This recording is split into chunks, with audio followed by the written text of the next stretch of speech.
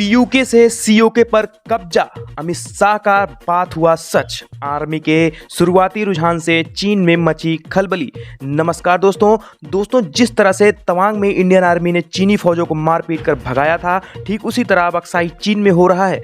अब पीयूके से पहले अक्षय चीन को कैसे भारत कब्जे में लेने जा रहा है, एक बड़ी खबर के साथ हम आपको बताएंगे। लेकिन उससे पहले आपको ये बता दें कि जिन चीनी सैनिकों का मनोबल इतना बढ़ा था, वह अचानक सारे मनोबल को इंडियन आर्मी ने कैसे ध्वस्त कर दिया है। और अमित शाह और पीएम नरेंद्र मोदी की जो बात थी वो सच साबित होती हुई दिखाई दे रही है। तो दोस्तों आपको बता दें, चीन कुछ नहीं कर सकता है जो भारत कर सकता है, क्योंकि भारत के पास MTCR की सदस्यता है ही नहीं, बल्कि जिसके माध्यम से 400 किलोमीटर से ज़्यादा घुसकर मिसाइल या हो या किसी व्यापम से वार भारत कर सकता है। लेकिन चीन के पास MTCR में वीटो की पावर होते हो भी उसके पास सदस्यता भी नहीं है।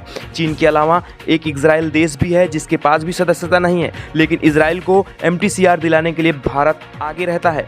लेकिन चीन के साथ कभी ऐसा नहीं होगा, भारत उस पर MTCR दिलाए, ऐसा कभी नहीं हो सकता, जिसकी वजह से चीन कभी भी 400 किलोमीटर से ज़्यादा वार नहीं कर सकता। और यही कारण है कि चीन कभी भी किसी देश से टकराता नहीं है। तो दोस्तों खासकर उन देशों के पास जिनके पास MTCR की सदस्यता है, दोस्तों इन्हीं सब का भारत अब वैसे ही फायदा उठाएगा जैसे चीन UNSC में वीटो के लिए उठाता है। क्या कुछ हो रहा है अक्षय चीन में, कैसे अमित शाह की बात सच होती है, या तमाम चीज़ों को आपको डिटेल में बताएंगे दोस्तों। तो आपको बताएं कि भारत ने चीन के एक छोटे से भाग पर अपना कब्जा जमा लिया है। जी हाँ दोस्तों, जिसके बाद चीन को समझ में नहीं आ रहा है कि वह क्या करे। ऐसे में ब्रिगेडियर लेवल पर बातचीत चल रही है, कमांडर लेवल पर बातचीत करने से यहाँ नीचे सेना आगे बढ़ रही है, और सेना ही नहीं जगह जगह पर कब्जा कर ही रही है। ठीक उसी तरह अब भारत कर रहा है। ब्रिगेडियर लेवल पर बात हो रही है, कर्नल लेवल पर बातचीत हो रही है, और भारतीय सैनिक आगे बढ़ने लगे, और भारतीय सैनिकों ने चीनी सैनिकों को बुरी तरह से हालत में ठुकाई की, और अब अक्साई चीन को पूरी तरीके से लेने वाला है।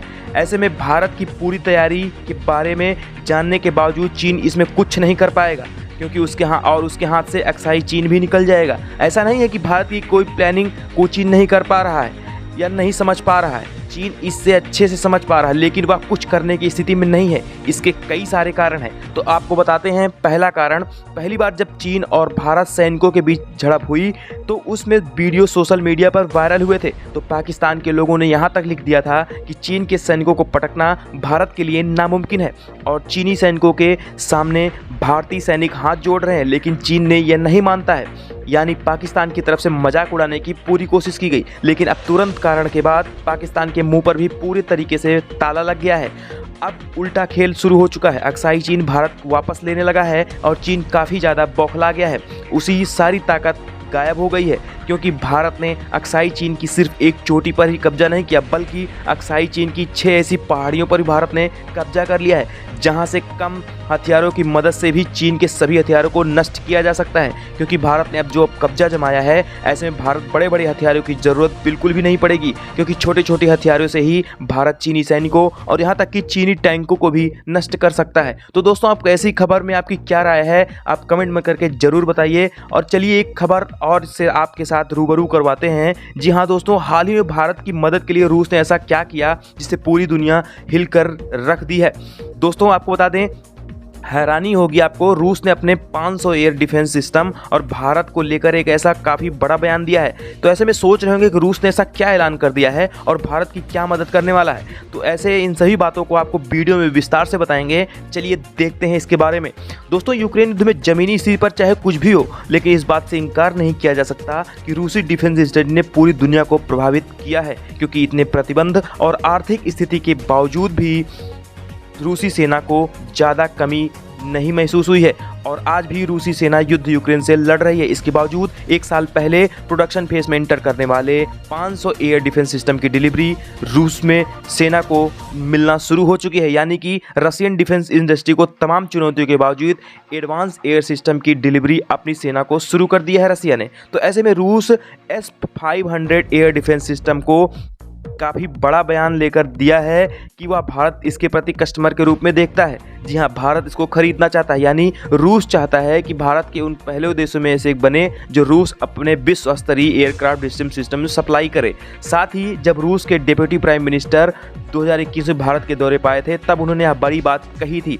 वह भारत को 500 एयर डिफेंस सिस्टम अप्लाई करना चाहते हैं, जो भारतीय S-400 के साथ मिलकर काफ़ी अच्छी तरीके से काम कर सकता है और भाई भारत की हवाई सुरक्षा को काफ़ी ज़्यादा आगे बढ़ा सकता है। आपको बता दें, दरअसल इसी साल भारत के अपने 5 सभी S-400 एयर डिफेंस सिस्टम के रेजिमेंट मिल जाएंगे, लेकिन अरे युद्ध की वजह में कुछ देरी होती है तो साल 2024 तक भारत को अपने सभी S-400 मिल जाएंगे और भारत इन्हें काफ़ी तेज़ी से ऑपरेशनल भी कर सकता है। तो ऐसे में भारत की तरफ आगे बढ़ता है रूस और भारत की हवाई सुरक्षा को ज़्यादा मजबूती दे देता है। ऐसे में आप क्या सोचते होंगे कि S-500 और S-400 से कितना अलग है? अगर भारत इसे खरीदना है तो क्या फ़ायदा होगा भारत को? तो आपको बता दें कि S-500 और S-400 के मुकाबले काफ़ी एडवांस है, ना कि इस रेंज में बल्कि ट्रैकिंग कैपेबिलिटी में भी 500 का कोई जवाब नहीं है। तो इसके अंदर एक बिल्कुल नई मिसाइल का इस्तेमाल किया गया है जो टारगेट बैलिस्टिक मिसाइल से दूर टारगेट 600 किलोमीटर तक तबाह कर सकता है। साथ ही टेस्ट के दौरान 100% सटीकता के दौरान 186 किलोमीटर की दूरी पर मौजूद टारगेट को तबाह किया था। इसके अलावा सिस्टम की 5वीं पीढ़ी के फाइटर विमानों को भी तबाह करने में S-400 से काफ़ी ज़्यादा ताकतवर है S-500, यानी कि चाइना के KJ फाइटर 20 जेट से कुछ आगे नहीं है। साथ ही 500 की ट्रैकिंग की कैपेबिलिटी S-400 की कैपेबिलिटी की सुपीरियर है, जिसका मतलब है कि यह सिस्टम एक बार में 20 बैलिस्टिक मिसाइलों को ट्रेस कर सकता है। उनमें से 100 को रिपीट एंगेज मोड पे रख सकता है, तबाह करने की क्षमता रख सकता है। यानी कि ऐसे में S-500 और S-400 के मुकाबले काफ़ी शक्तिशाली देखा जाता है और इसमें मिसाइल में लगे मुकाबले काफ़ी ज़्यादा अत्याधुनिक हैं। साथ ही रूस के अनुसार भारत इन दोनों के साथ एक इंटीग्रेटेड और ऑपरेट कर सकता है। तो इस वीडियो में इतना ही दोस्तों। आप देश विदेश की खबरों को जानना चाहते हैं तो हमारे चैनल को प्लीज़ सब्सक्राइब कर लीजिए। धन्यवाद। जय हिंद।